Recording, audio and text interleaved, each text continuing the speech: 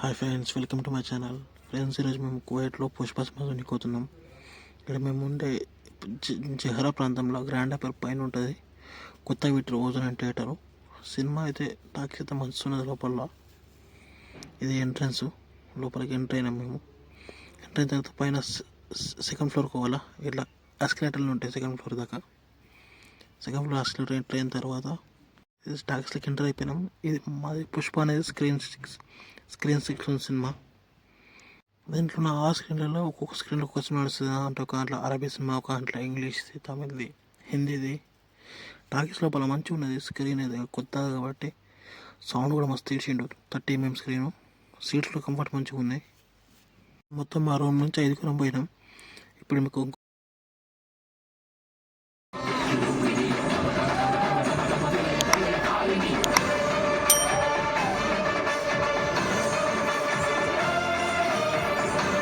ఇది ఇంటర్వెల్ తర్వాత క్యాంటీన్. ఇలా పాప్కార్న్, సమోసాలు, అంతే చిన్న చిన్న సమోసాలు. ఇలా పాప్కార్న్ 3 రకాల పాప్కార్న్ ఉంది. స్పైసీ పాప్కార్న్, స్వీట్ పాప్కార్న్, ఇంకోటి సాల్టీ పాప్కార్న్.